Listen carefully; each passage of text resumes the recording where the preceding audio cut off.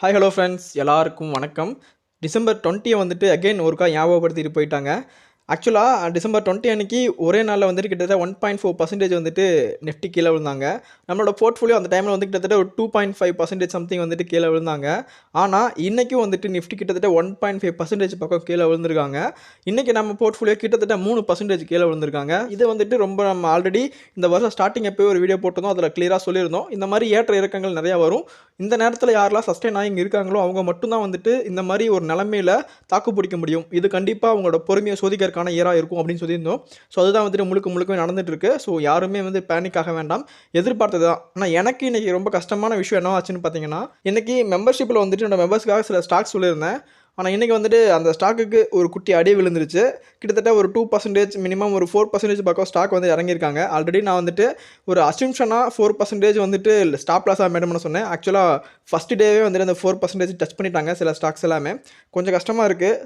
So members பார்க்குறீங்க அப்படின்னா டெஃபினட்டாக பேனிக் செல்லிங் அப்படிங்கிறத பண்ணிடாதீங்க. மார்க்கெட் வந்துட்டு இன்றைக்கி ஃபுல் ஆஃப் ப்ரெஷர் தான். ஸோ இன்னும் யார் எவ்வளோ விற்றுருக்காங்க, யார் எவ்வளோ வாங்கியிருக்காங்க அப்படிங்கிற அப்டேட் வந்துட்டு இன்னும் கிடைக்கல. ஒருவேளை அந்த டீட்டெயில் கிடச்சுன்னா நான் கண்டிப்பாக கம்யூனிட்டி போஸ்ட்லையும் டெலகிராம்லையும் அப்டேட் பண்ணுறேன். ஸோ டெஃபினட்டாக நீங்கள் பாருங்கள். இன்றைக்கி ஃபுல்லாகவே நிஃப்டியில் செல்லிங் ப்ரெஷர் தான் வந்துட்டு டவுன் பண்ணி கொண்டு போயிட்டாங்க. ஆக்சுவலாக நம்ம ஆல்ரெடி சொல்லியிருந்தோம், நேற்றே வந்துட்டு நிறைய ஸ்டாக்கை வந்துட்டு தயவு செஞ்சு விற்றுருங்க அப்படிங்கிற மாதிரி நம்ம வீடியோ சொல்லியிருந்தோம். ஸோ அந்த ஸ்டாக் எல்லாமே இன்றைக்கி மினிமம் ஒரு 10% கீழே வந்திருக்காங்க. ஸோ நம்ம சொன்ன மாதிரி யாரெல்லாம் இன்றைக்கி ரயில்வே ஸ்டாக்லேருந்து வெளியே வந்திருப்பீங்களோ அவங்களுக்கு மேக்ஸிமம் ஒரு 5 to 6% இன்றைக்கி மிச்சமாக இருக்கும். ஏன்னா நான் இன்றைக்கி கிட்டத்தட்ட ஒரு 7 ஸ்டாக்லேருந்து எக்ஸிட் ஆனேன். கிட்டத்தட்ட ஐஆர்எஃப்சி, ஆர்இசி, இன்ஜினியர்ஸ் இந்தியா இதுலேருந்தெல்லாம் வந்துட்டு மேக்ஸிமம் நான் வெளியே வந்துட்டேன். அதுக்கப்புறமா நான் வந்ததுக்கப்புறமா கிட்டத்தட்ட 5% கீழே விழுந்திருக்காங்க. ஸோ ஆக்சுவலாக இன்றைக்கி ஒரு நமக்கு நல்ல நாளும் அப்படின்னு தான் சொல்லலாம். ஸோ டெஃபினட்டாக ரெக்கவரி அப்படிங்கிறதும் இதை விடவே நல்லா ஃபாஸ்ட்டாக வர வாய்ப்புகள் அப்படிங்கிறது ரொம்ப அதிகமாக இருக்குது. ஸோ உங்களோட போர்ட்ஃபோலியோவில் இன்றைக்கி எவ்வளோ பர்சன்டேஜ் இறக்கம் கொடுத்துருக்காங்க அப்படிங்கிறத மறக்காமல் கமெண்ட்டில் சொல்லுங்கள். ஸோ என்னோட போர்ட்ஃபோலியோவில் 3% இறக்கம், கிட்டத்தட்ட 3.4 சம்திங் வந்துட்டு இறக்கும் அப்படிங்கிற நடந்திருக்கு. ஸோ இதை வந்து நம்ம ஒரு சான்ஸாக எடுத்துக்கணும். இதை பார்த்து நம்ம பயப்படக்கூடாது. ஃபர்ஸ்ட் ஆஃப் ஆல் ஆக்சுவலாக இன்றைக்கி நமக்கு ஒரு வாய்ப்பு வந்திருக்கு. ஸோ இந்த ஒரு இறக்கத்தில் வந்துட்டு அதிகமாக அடி வாங்கின சைடு என்னென்னு பார்த்தீங்கன்னா, பேங்க் நிஃப்டியும் மிட் கேப் இண்டெக்ஸும் தான் வந்துட்டு சரியான ஒரு இறக்கம் அப்படிங்கிறத கொடுத்துருக்காங்க.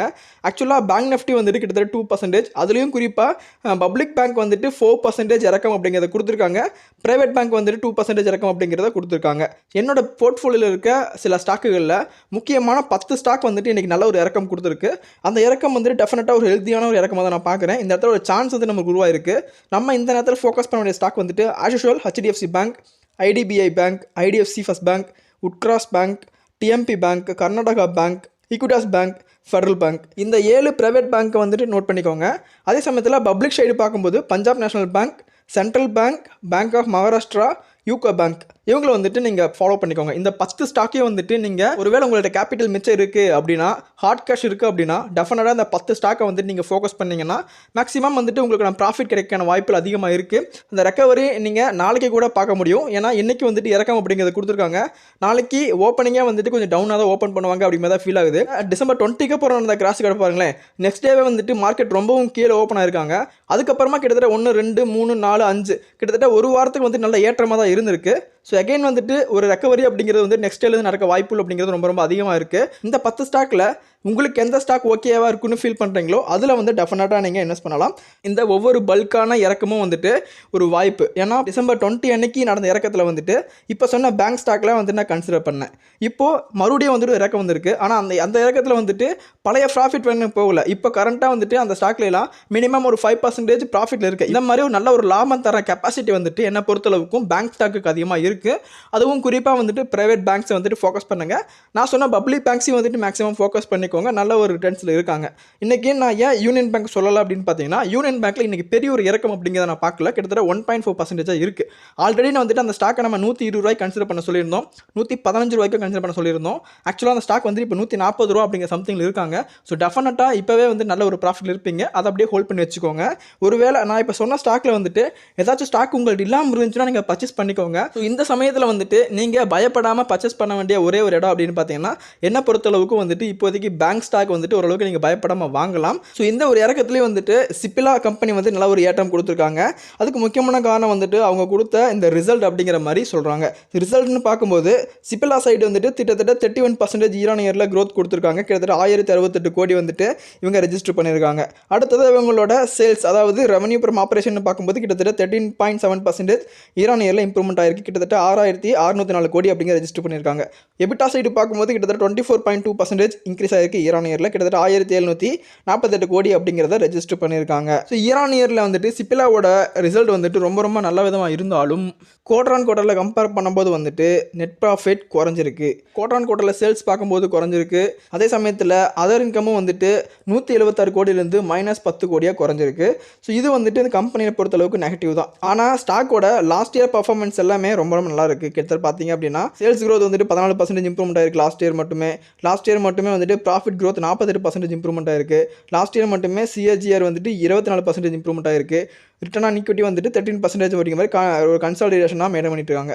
ஸோ ஓவராலாக வந்துட்டு ஸ்டாக் ஓரளவுக்கு ஃபண்டமெண்டலாக ரொம்ப ஸ்ட்ராங்காக இருக்காங்க.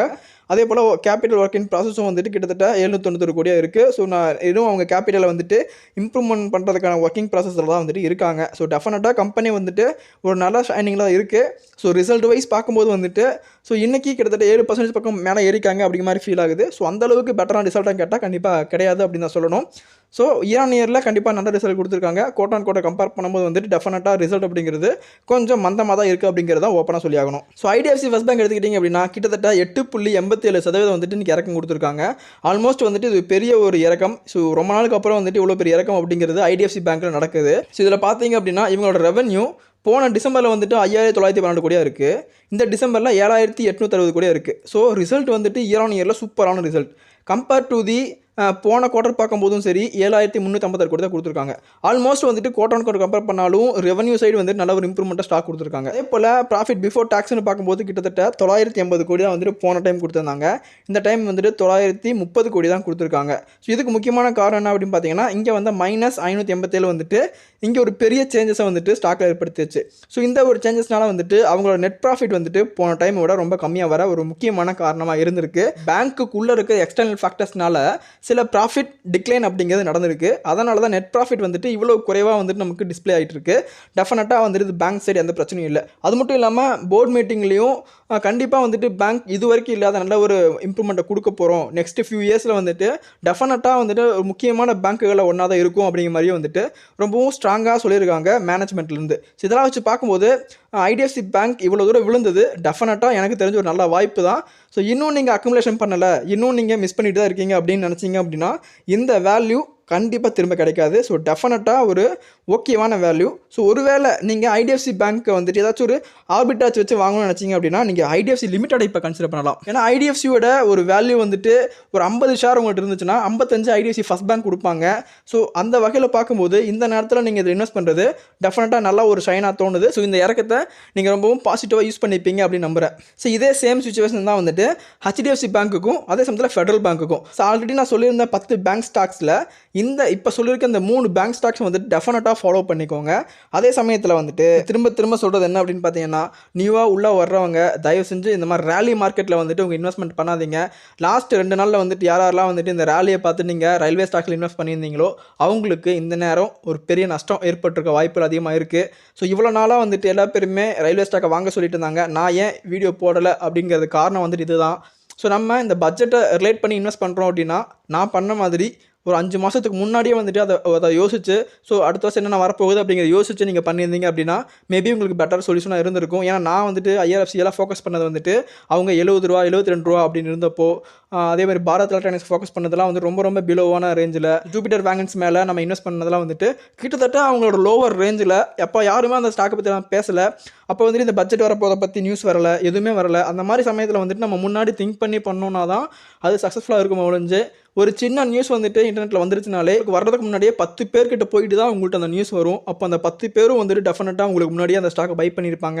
ஸோ ப்ராஃபிட் ஆல்ரெடி அவங்க ரசிக்க ஆரம்பிச்சிருப்பாங்க. ஸோ அவங்க ரசிக்கிற அந்த ப்ராஃபிட்டில் நீங்கள் போய் மாட்டுவீங்க. ஸோ அதனால் இப்போதைக்கு இந்த மாதிரி ஸ்டாக்குகளை இந்த மாதிரி ரேலி சமயத்தில் பெரிய பெரிய இன்வெஸ்ட்மெண்ட் பண்ணுறதை தவிர்க்கணும் அப்படிங்கிறது தான் என்னோட ஒரு ஒப்பீனியனாக இருக்குது. இந்த மாதிரி இறக்கத்தில் நீங்கள் தாராளமாக இன்வெஸ்ட் பண்ணலாம்.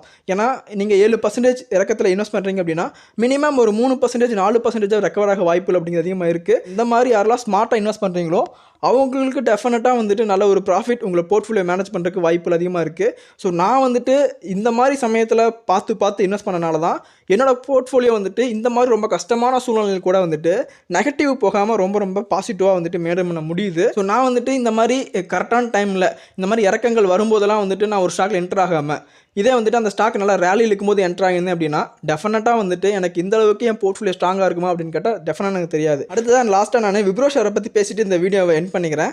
ஆக்சுவலாக இந்த ஸ்டாக்கை வந்துட்டு நான் இந்த இடத்துல எல்லாத்துக்குமே சொன்னேன், தயவு செஞ்சு வாங்காதீங்கப்பா, வாங்காதீங்க, மார்க்கெட் வந்து ரொம்ப ரேலியில் இருக்காங்க, 490 வந்துட்டு ஹையரான வேல்யூ அப்படின்னு சொன்னேன்.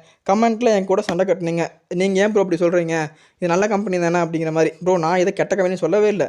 ஆக்சுவலாக வேல்யூஷன் படி வந்துட்டு இப்போதைக்கு ஸ்டாக் கொஞ்சம் ஹையர் விலையில் எனக்கு தோணுது. நான் வாங்கினது வந்துட்டு 406 407 அந்த ரேஞ்சில் நான் ஆவரேஜ் பண்ணி வச்சுருக்கேன். இப்போதைக்கு கொஞ்சம் பொறுமையாக இருங்க ப்ரோ, வாங்கிக்கலாம் அப்படிங்கிற மாதிரி நான் எவ்வளோ படித்து சொன்னேன். ஆனால் மேக்ஸிமம் என்னை கேட்டு சில பேர் வாங்காமல் விட்டுருப்பீங்க அப்படின்னு நினைக்கிறேன். ஏன்னா நிறைய பேர் கமெண்ட் பண்ணியிருந்தீங்க பார்த்துருந்தேன், ப்ரோ நான் வாங்கலை அப்படிங்கிற மாதிரி. எனக்கு தெரிஞ்சு நிறையா கம்பெனிஸ் வந்துட்டு ப்ரோக்கரேஜ் கம்பெனி சில கம்பெனிஸ் வந்துட்டு விப்ரோ ஷேரை வந்துட்டு 560 அப்படிங்கிற டார்கெட் வச்சு எல்லா பேரும் பை பண்ண சொன்னாங்க. ஆனால் நான் வந்து ரொம்ப ஸ்ட்ராங்காக இருந்தேன். இப்போதைக்கு மார்க்கெட் ரொம்ப ஹையர் விலையில் இருக்காங்க. இப்போதைக்கு வாங்குறது ரொம்ப தவறான விஷயம். கத்தி மேல் நடக்கிற மாதிரி எப்போ வேணால் நம்ம காலையை கிளிக்க வாய்ப்புகள் இருக்குது அப்படிங்கிற சொல்லியிருந்தேன். ஸோ டெஃபினட்டாக வந்துட்டு அதுதான் இப்போ நடந்துக்கிட்டு இருக்குது. கிட்டத்தட்ட அங்கிருந்தே நல்ல ஒரு இறக்கம் அப்படிங்கிற ஸ்டாக் கொடுத்துருக்காங்க. ஸோ டெஃபினட்டாக வந்துட்டு நம்ம எதிர்பார்க்கிற இந்த 460 அதே சமயத்தில் 440 450 வர வாய்ப்புகள் அப்படிங்கிற ஸ்டாக் பொறுத்தளவுக்கு ரொம்ப அதிகமாக இருக்குது. இது இப்போ போகிற சுச்சுவேஷனை பார்க்கும்போது இதையும் தாண்டி கீழே போகும் வாய்ப்புகள் இருக்கா அப்படிங்கிற மாதிரி யோசிக்கவும் தோணுது. ஆனால் நம்ம வந்துட்டு இந்த இடத்துலையும் கன்சிடர் பண்ணலாம். ஏன்னா நம்ம வாங்கியிருக்க வந்துட்டு 400 அப்படிங்கிற ரேஞ்சில் வந்துட்டு ஆவரேஜ் அப்படிங்கிற பண்ணி வச்சிருக்கேன். ஸோ நியூவாக என்ட்ரி கொடுக்குறவங்க மேபி இந்த 2 பிளேஸில் நீங்கள் கன்சிடர் பண்ண ட்ரை பண்ணுங்கள். நம்ம வந்துட்டு 400 410 அந்த ரேஞ்சில் வந்துட்டு குவான்டிட்டிஸ் அப்படிங்கிற எடுத்து வச்சிருக்கோம், ஆவரேஜ் பண்ணி வச்சிருக்கோம்.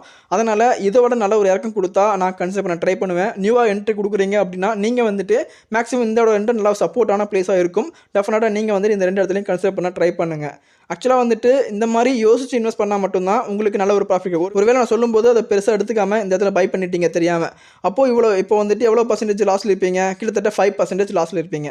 ஆனால் இந்த 5% லாஸில் இருந்து திரும்பவும் அந்த ஸ்டாக் அங்கே மேலே போக கிட்டத்தட்ட எவ்வளோ ட்ராவல் பண்ணணும் அப்படின்னு பார்த்தீங்கன்னா